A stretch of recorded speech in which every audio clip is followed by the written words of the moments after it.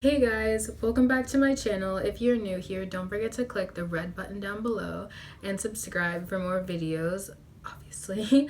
But for this video, I'm going to be giving you some back to school advice because unfortunately, August is here and it's not going anywhere and summer is ending, and that's very sad and frightening because I know I cannot be the only person who hasn't completed all their summer assignments yet. But regardless, if you want to have a better year than last year, or if you're entering high school for the first time, I would stay tuned for more advice that is coming up right now. Okay, so tip number one is to actually try. And you're probably thinking that how is high school not supposed to be stressful if you're actually trying?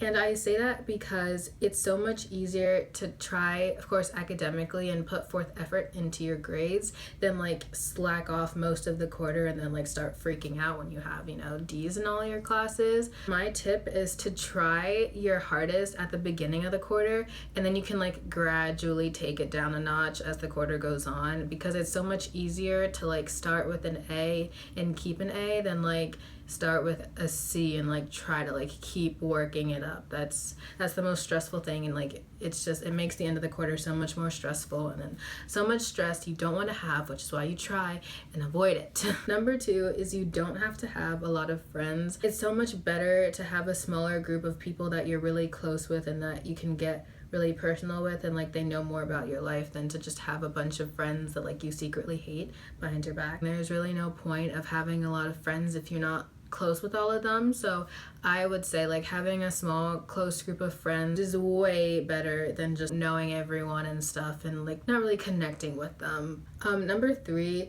if you don't want to, you don't have to. If there's something someone wants you to do, or if you feel like everyone's doing it, peer pressure, you're like questioning yourself, you probably shouldn't do it. Because I mean, like, if you don't want to do it, you don't have to do it. Don't ever give in to peer pressure, because peer pressure is stupid, especially if they're your friends. If your friends are pushing you to do something like you really don't want to do, then they're not good friends and they're not respecting your wishes, and you shouldn't do it, and then you should go find some new friends. Number four is nobody cares.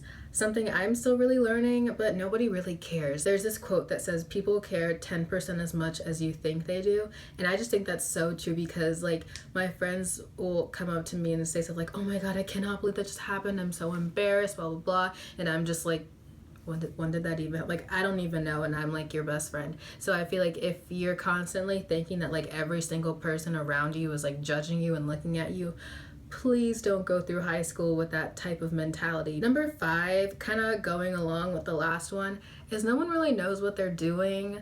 Like, this is high school. If you have your plan, that's cool. Like, if you know what you're gonna do 7 years after college, great for you.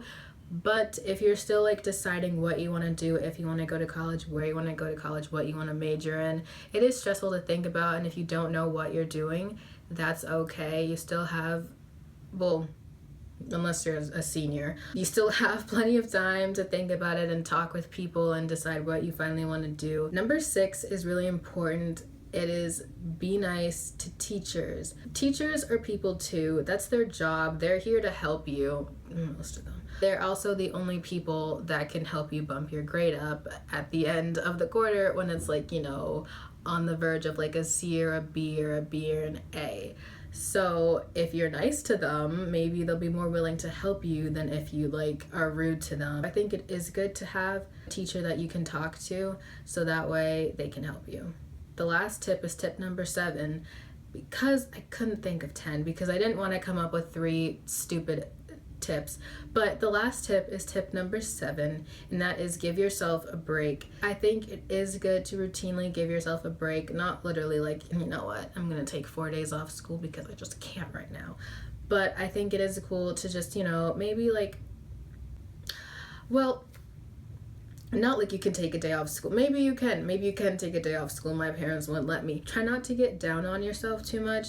If you don't do as well on a test as you thought you would, then try and study harder next time. But like, just remember to put the past in the past and keep working towards the future. It's important that you just give yourself a break so you don't get overworked, because that is what's gonna stress you out like majorly, and no one wants to be stressed out during school because school is stressful enough, which is also why it's good. Oh, bonus tip number 8, which is why it's also good to have an outlet like a sport or a club that you're really invested in. I think it's nice if you just have like your place where you can just forget about everything and just do what you love, focus on what you're doing then, and then, you know, worry about school later. So those were all the tips I have for you. I hope you can take something away from this video, and I hope that this helps you towards the upcoming school year because it's coming. Thank you so much for watching. Please don't forget to subscribe, and I will see you in my next video.